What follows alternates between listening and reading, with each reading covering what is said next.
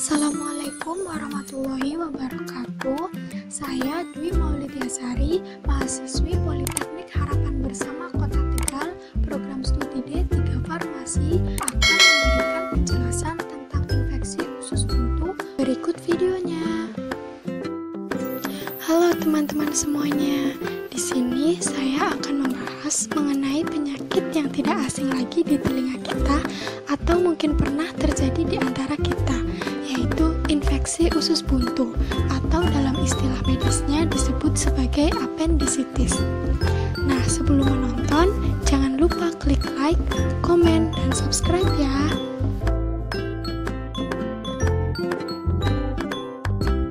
Nah, teman-teman, apakah kalian sudah tahu apa itu infeksi usus buntu atau appendix? Penyakit usus buntu adalah peradangan yang terjadi pada usus buntu atau dalam istilah medisnya disebut appendix.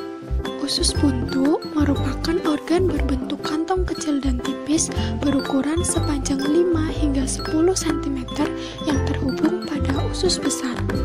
Fungsi dari appendix masih belum diketahui secara pasti, namun appendix berisi jaringan limfoid yang berperan dalam sekresi imunoglobulin sebagai pertahanan tubuh dari penyakit.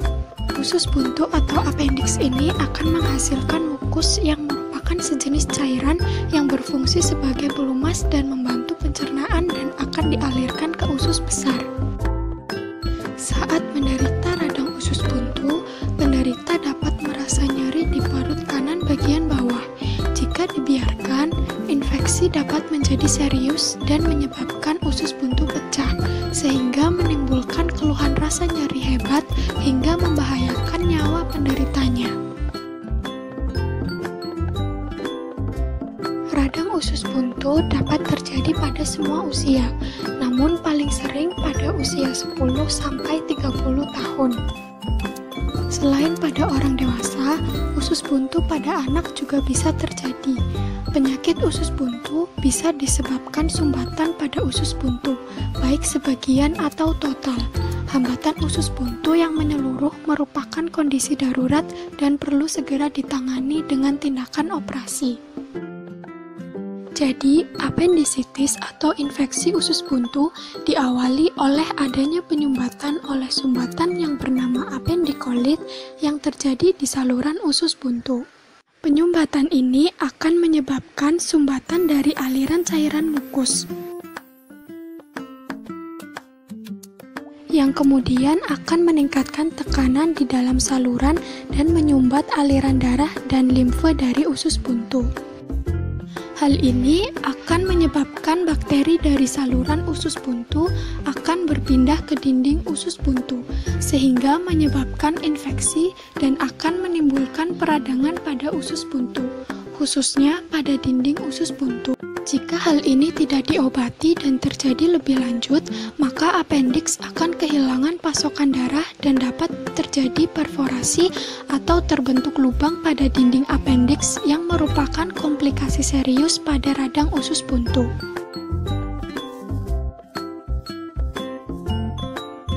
Penyebab dari appendicitis dapat disebabkan oleh fekolit, yaitu feses atau kotoran yang mengeras seperti batu dan menyumbat saluran dari appendix. Hal ini dapat disebabkan akibat kurangnya konsumsi makanan berserat. Kemudian adanya benda asing yang berukuran kecil yang tertelan dan menyumbat saluran appendix. Atau adanya infeksi dari cacing yang menetap di saluran cerna dan menyumbat appendix. Appendicitis juga dapat disebabkan oleh keadaan dari luar yang menyumbat saluran dari appendix seperti pada tumor.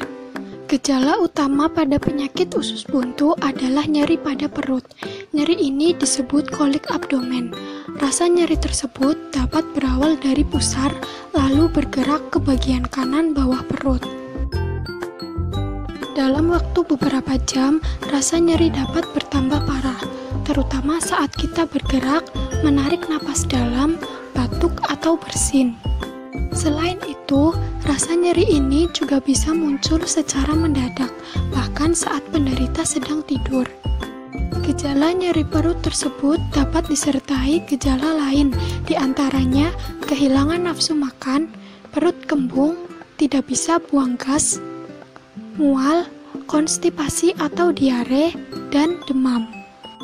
Konsultasikan kepada dokter apabila mengalami nyeri perut yang perlahan-lahan makin parah dan meluas ke seluruh daerah perut.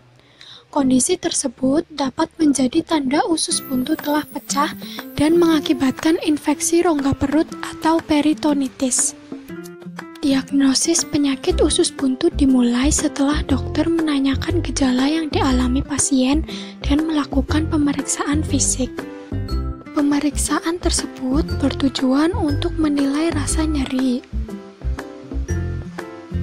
Biasanya ditemukan adanya nyeri pada penekanan perut kanan bawah yang disertai otot perut kaku, khususnya meliputi nyeri tekan lepas pada perut kanan bawah atau rebound tenderness, yaitu nyeri dirasakan lebih berat pada saat tekanan pada perut kanan bawah dilepas. Untuk pemeriksaan lebih lanjut, biasanya diperiksa melalui pemeriksaan penunjang, yaitu pemeriksaan laboratorium yang dilakukan melalui pengambilan sampel darah dan pemeriksaan radiologi, di mana pemeriksaan yang sering dilakukan adalah pemeriksaan ultrasonografi. Untuk pemeriksaan laboratorium yang dilakukan adalah pemeriksaan darah lengkap, di mana pada pemeriksaan darah lengkap untuk penyakit radang usus buntu yang biasanya ditemukan adalah peningkatan leukosit atau sel darah putih di atas dari 10.500 pada 80-85% pasien yang menderita radang usus buntu. Terjadi juga neutrofilia atau peningkatan jumlah sel neutrofil dalam darah. Sedangkan untuk pemeriksaan radiologi yang biasa digunakan adalah pemeriksaan ultrasonografi atau USG yang merupakan modalitas diagnostik primer pada radang usus buntu. Normalnya, usus buntu atau appendix ini tidak terlihat pada pemeriksaan USG, namun pada appendicitis dinding appendix menebal dan terlihat pada pemeriksaan USG. Langkah pengobatan utama adalah dilakukan appendektomi. Appendektomi merupakan suatu operasi pembedahan untuk mengangkat usus buntu atau appendix yang mengalami infeksi. Namun sebelum dilakukan operasi, penderita biasanya diberi obat antibiotik untuk mencegah terjadinya infeksi, terutama pada usus buntu yang belum pecah namun sudah terbentuk abses atau kantong kumpulan nanah. Sedangkan antibiotik diberikan pada pasien-pasien yang tidak memungkinkan melakukan operasi karena keadaan umum yang buruk atau tindakan operasi memberikan resiko yang membahayakan pasien. Pencegahan penyakit usus buntu dapat dilakukan dengan cara-cara berikut. Memakan makanan berserat tinggi, batasi asupan alkohol dan kafein, serta perbanyak minum air putih. Jangan suka menunda buang air besar atau BAB, jangan lupa konsumsi vitamin A dan D, jangan suka menahan kentut, kurangi membeli makanan cepat saji, jangan mengonsumsi obat tertentu jika tidak terlalu diperlukan, dan milikilah kualitas tidur yang baik dan jadwal teratur. Sekian yang dapat saya sampaikan, kurang lebihnya saya mohon maaf. Wassalamualaikum warahmatullahi wabarakatuh.